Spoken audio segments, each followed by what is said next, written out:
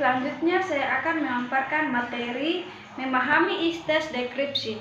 Nah, tes deskripsi memaparkan objek atau tempat secara terperinci, berisi pemaparan atau menggambarkan yang detail sehingga seolah-olah pembaca dapat membayangkan objek atau tempat yang digambarkan dalam tes tersebut. Tes deskripsi mengandung unsur emosi seolah-olah pembaca dapat merasakan, melihat, dan mendengar objek yang dipaparkan. Nah, tujuannya adalah memperincikan dan menggambarkan objek dari sudut pandang penulis agar membaca ikut terlibat dalam peristiwa dan perasaan yang dialami penulis. Tes deskripsi juga menggunakan majas untuk menguatkan emosi sehingga tersampaikan kepada pembaca.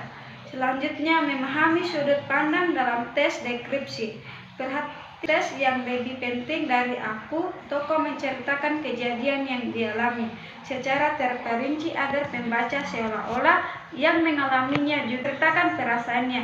Jika menempatkan diri sebagai pelaku utama dalam menggunakan kata ganti aku atau kata saya dalam memberikan gambaran tentang perasaannya.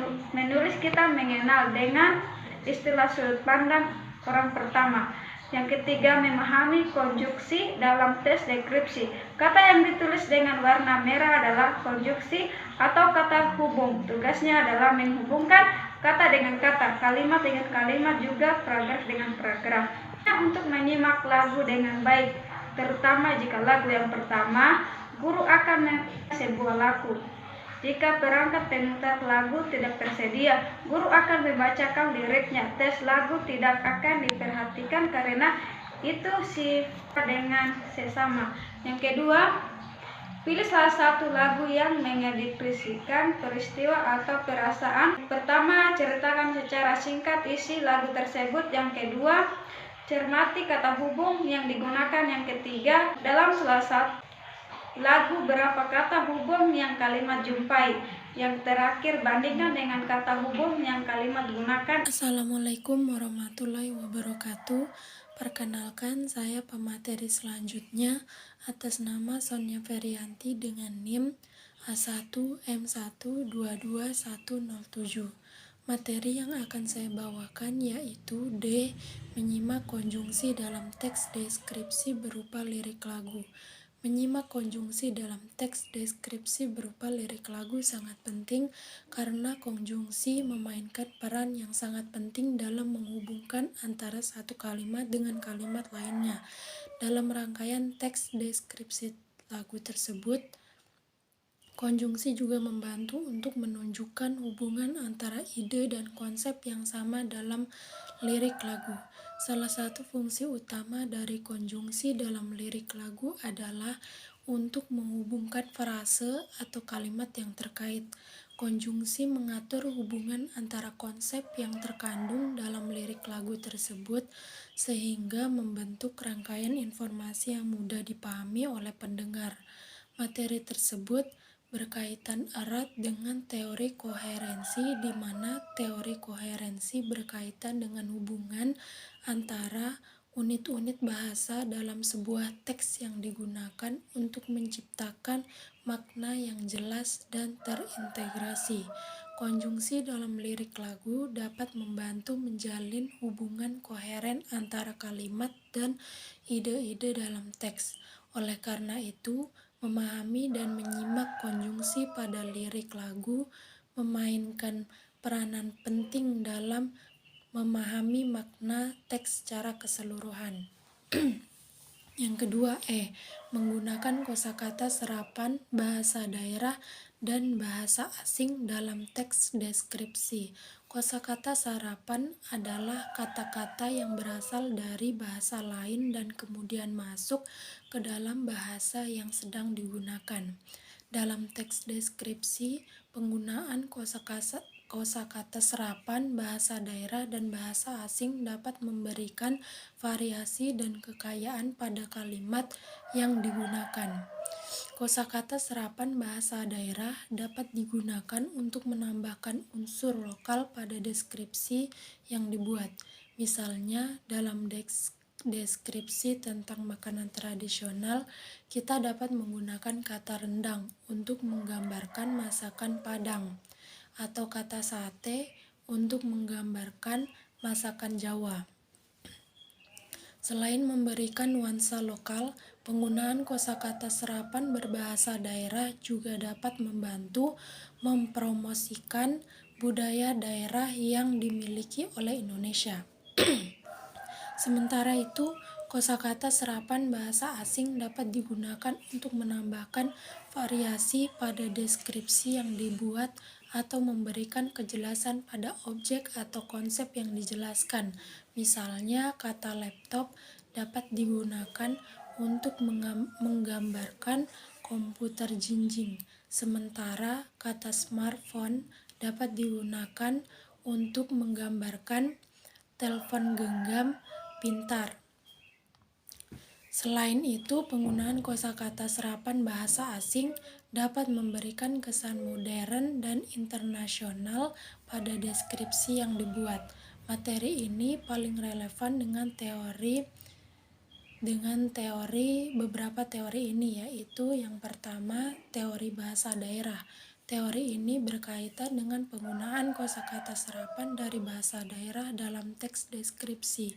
Penggunaan kosakata serapan dari bahasa daerah dapat menambah variasi kosakata dan membuat deskripsi lebih variasi dan menarik.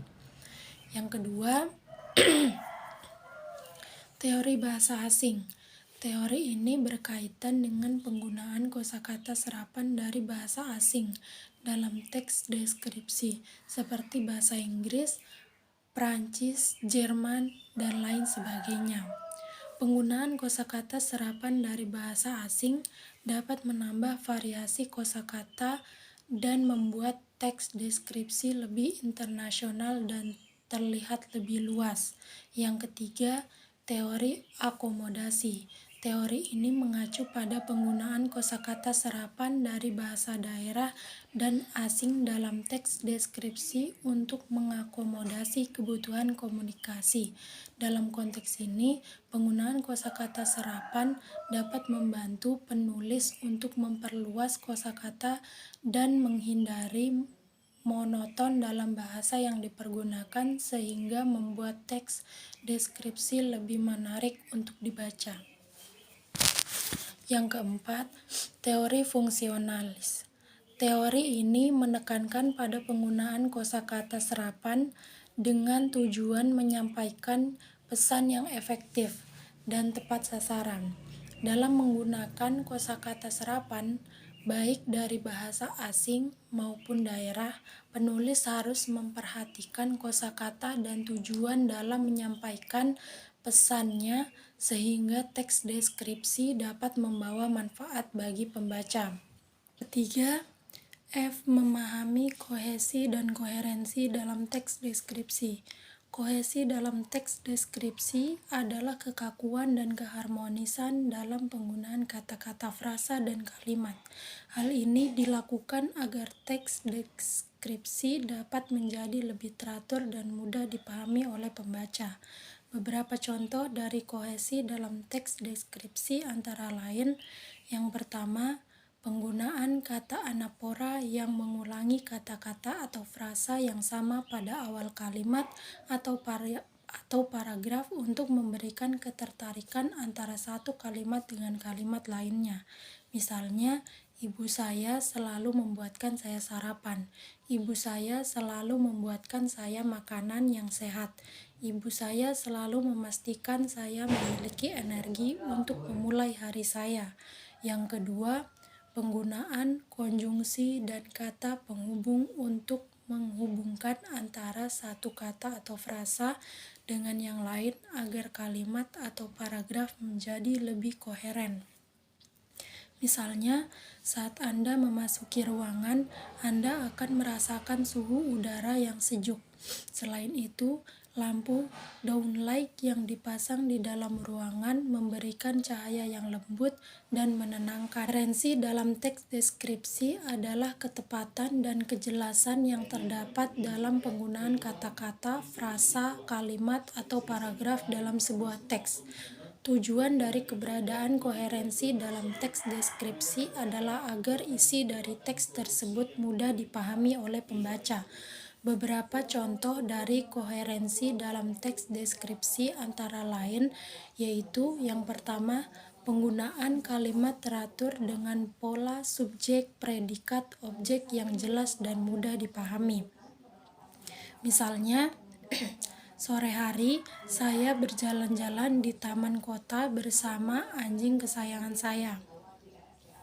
Yang kedua, penggunaan kalimat yang memiliki topik yang sama pada setiap paragraf untuk memberi kesatuan makna dalam teks. Misalnya, Desa Plausan terkenal dengan keindahan sawah dan hutan yang masih asri. Selain itu, desa ini juga memiliki bangunan masjid yang sangat megah dan menjadi pusat kegiatan keagamaan di sekitar desa tersebut. Dalam materi ini, teori yang paling relevan yaitu teori strukturalisme genetik yang dikembangkan oleh Lucien Tesnier. Teori ini mengemukakan bahwa setiap kalimat dalam teks memiliki struktur yang sama dengan struktur biologis organisme serta memiliki hubungan kohesif antara unsur-unsur kalimat dalam teks. Yang keempat, G. Memahami deskripsi visual dalam infografik. Infografik adalah cara efektif untuk menyajikan informasi secara visual. Namun, untuk memahami infografik dengan baik, perlu memahami deskripsi visual yang ada di dalamnya. Deskripsi visual di dalam infografik adalah elemen-elemen visual seperti ikon, grafik, dan gambar yang digunakan untuk menyampaikan pesan dan informasi. Deskripsi visual dapat memberikan konteks dan pemahaman yang lebih baik tentang data dan informasi yang terdapat dalam infografik. Beberapa hal yang perlu diperhatikan untuk memahami deskripsi visual dalam infografik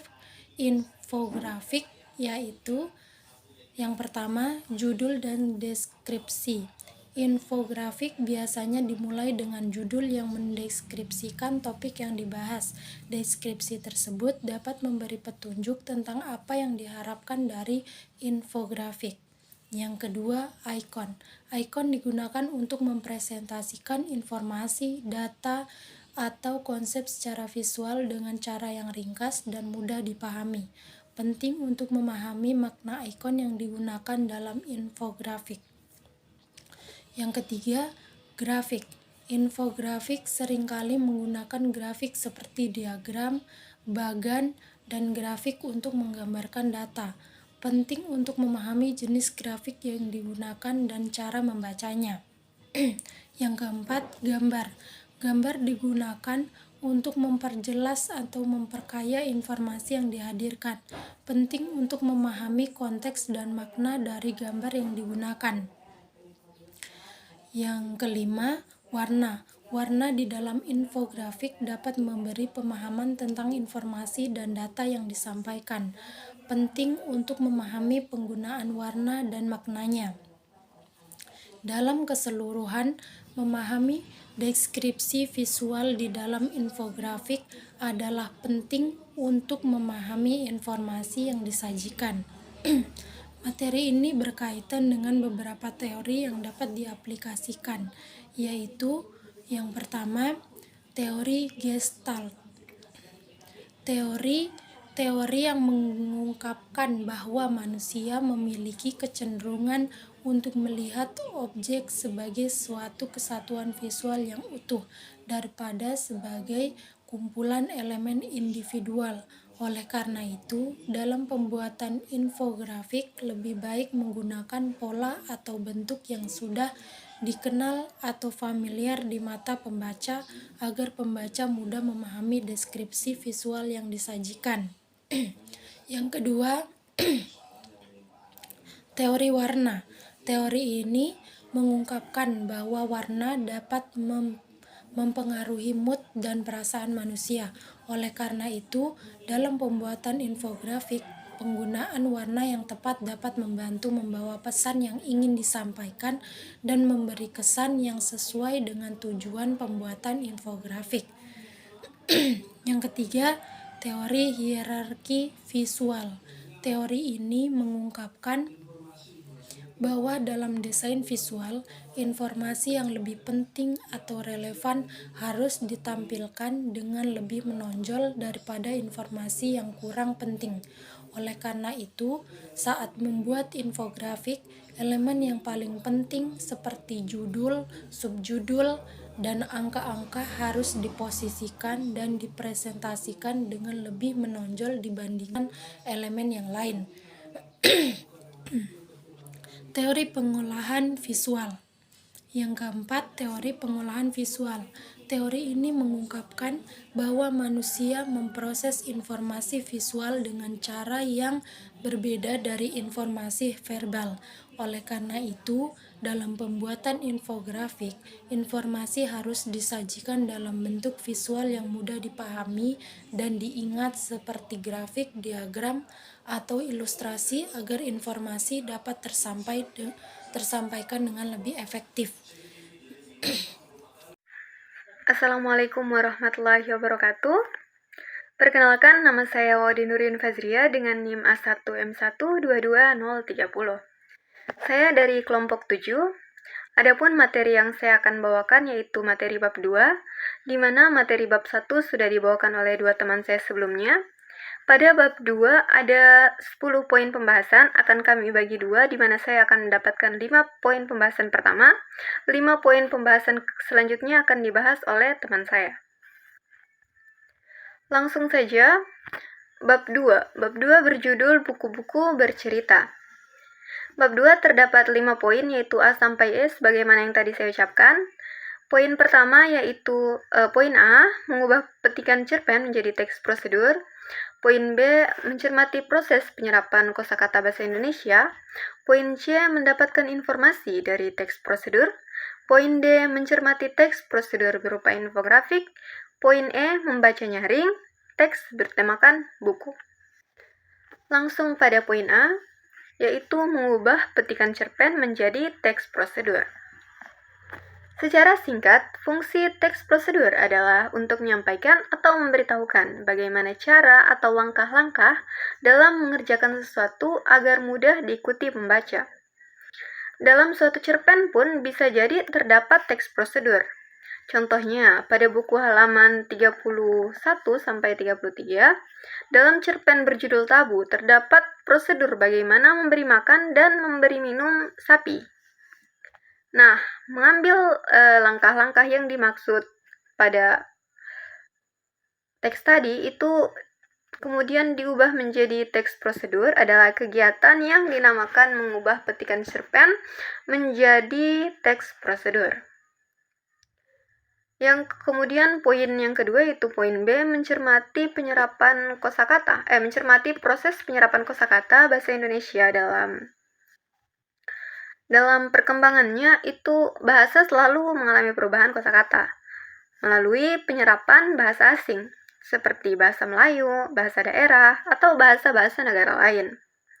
Nah, dalam proses penyerapan bahasa ada yang diserap secara langsung, ada yang mengalami proses perubahan bunyi, ada yang perubahan tulisan, bahkan sampai pada perubahan makna. Poin C, mendapatkan informasi dari teks prosedur. Mendapatkan informasi juga bisa melalui teks prosedur. Misalnya saja teks prosedur pada halaman 39-40 pada buku kelas 9 bab 2, seperti yang tadi saya bilang, yang judulnya itu Taman Bacaan Masyarakat, yang disingkat menjadi TBM. Kemudian disambung lagi judulnya itu Tingkatkan Literasi Masyarakat. Selain mendapatkan informasi tentang taman baca, pada teks tersebut juga terdapat prosedur-prosedur yang harus dicapai untuk mendirikan sebuah taman bacaan. Kemudian poin yang keempat yaitu poin D. mencermati teks prosedur berupa infografik. Apa itu infografik? Nah, infografik adalah kumpulan visualisasi, grafik, dan sedikit teks. Semua itu dirangkai untuk memudahkan pemahaman audiens atau pembaca akan suatu topik. Berhubung minat baca Indonesia itu sangat rendah, infografik bisa menjadi salah satu bahan untuk menambah pengetahuan karena sangat singkat dan menarik perhatian. Nah, infografik itu kan macam-macam. Jadi, infografik juga bisa berisi teks prosedur sehingga teks prosedur juga dapat dicermati dan dapat dengan mudah dipraktikkan dengan melalui infografik. Poin terakhir yaitu poin E, membaca nyaring teks bertemakan buku. Nah, untuk membaca nyaring ada beberapa langkah yang bisa diterapkan. Langkah pertama yaitu membaca dalam hati teks yang hendak dibaca nyaring, kemudian tandai penggalan kata dan kalimatnya. Yang kedua, posisikan badan baik secara berdiri ataupun duduk itu dalam keadaan tegak. Yang ketiga, lakukan pemanasan dengan melafalkan A, I, U, E, O dengan berbagai bentuk bibir. Yang keempat, bacalah setiap kata dan kalimat dengan intonasi yang sesuai. Apabila kalimat perintah, tinggikan suara. Apabila kalimat yang menyatakan pernyataan, di akhir harus mendatarkan suara. Yang kelima, yaitu memperhatikan tanda baca. Perhatikanlah tanda baca dan lafalkan setiap kalimat sesuai dengan tanda bacanya. Yang keenam, ucapkan kata dan kalimat dengan jelas dan dengan volume suara yang sedang. Demikian pembahasan yang saya bawakan. Selanjutnya akan dibahas oleh teman saya. Sekian dari saya. Billahi taufiq wal hidayah. Assalamualaikum warahmatullahi wabarakatuh. Baik, saya Syara Aisyah Ramadhani dengan NIM A1 M122070 akan melanjutkan pemaparan materi bab 2 yang diantaranya F. Mempraktikkan prosedur membuat poster, G. Mempraktikkan prosedur wawancara, H. Teks prosedur, I. Menyimak video atau teks prosedur yang dibacakan, dan yang terakhir J. Yaitu mempraktikkan prosedur menulis esai. Maksud saja pada poin F yaitu mempraktikkan prosedur membuat poster. Nah, poster merupakan salah satu media promosi yang sangat efektif karena melalui poster kita dapat mempromosikan suatu hal melalui gambar yang menarik atau kata-kata yang menggugah. Dalam buku Bahasa Indonesia kelas 9 ini dijelaskan tahap-tahap atau langkah-langkah dalam membuat poster. Yang pertama ada perencanaan. Perencanaan merupakan awal dalam membuat poster. Karena dalam proses ini kita dapat memikirkan ide atau gagasan mengenai apa yang akan kita promosikan. Yang kedua, ada pembuatan draft. Draft ini dapat berupa informasi-informasi penting tentang objek yang akan kita promosikan. Yang ketiga, presentasi. Dalam proses presentasi tentu saja kita akan mendapatkan pertanyaan dan masukan. Dan yang terakhir adalah revisi. Nah, setelah melakukan presentasi dan mendapatkan umpan balik, kita dapat merevisi pembuatan poster tadi sebelum disebarkan. Selanjutnya pada poin G, mempraktikkan prosedur wawancara. Dalam proses wawancara, terdapat langkah-langkah agar wawancara ini dapat berjalan dengan baik. Yang diantaranya yaitu yang pertama menentukan tema wawancara, yang kedua mempelajari masalah-masalah yang berkaitan dengan tema wawancara, yang ketiga menyiapkan pertanyaan yang akan diajukan kepada narasumber, yang keempat mencari narasumber, yang kelima membuat janji dengan narasumber, yang keenam menyiapkan peralatan yang akan dilakukan dalam proses wawancara seperti buku catatan kecil dan alat perekam, yang ketujuh meminta izin kepada narasumber untuk merekam proses wawancara, yang kedelapan memperkenalkan diri dan mengajukan pertanyaan kepada narasumber. Yang kesembilan, mencatat hal-hal penting yang telah diberikan oleh narasumber. Dan yang terakhir, membuat laporan hasil wawancara. Selanjutnya H, teks prosedur. Dalam buku Bahasa Indonesia kelas 9, teks prosedur yang ditampilkan adalah bagaimana cara untuk menjadi sukarelawan di TBM atau Taman Baca Masyarakat Kolong. Nah, teks prosedur ini berisi tentang persyaratan-persyaratan yang diberikan kepada calon sukarelawan, apa saja tugas sukarelawan, dan informasi tambahan berupa kontak yang dapat dihubungi untuk menjadi sukarelawan. Selanjutnya, I, menyimak video atau teks prosedur yang dibacakan. Nah, siswa diharuskan untuk mencari video atau buku bacaan yang dapat menjelaskan tentang bagaimana cara mendirikan taman baca dan bagaimana cara untuk menjadi sukarelawan di taman baca. Setelah mendapatkan video dan buku tersebut, siswa diharapkan dapat memahami dan menjelaskan kembali bagaimana cara untuk mendirikan sebuah taman baca dan bagaimana cara untuk menjadi sukarelawan di taman baca. Yang terakhir, J.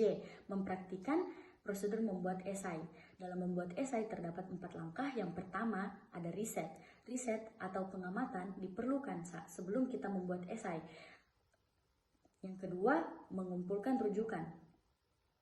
Mengumpulkan rujukan atau mengumpulkan informasi sangat diperlukan sebelum memulai penulisan esai.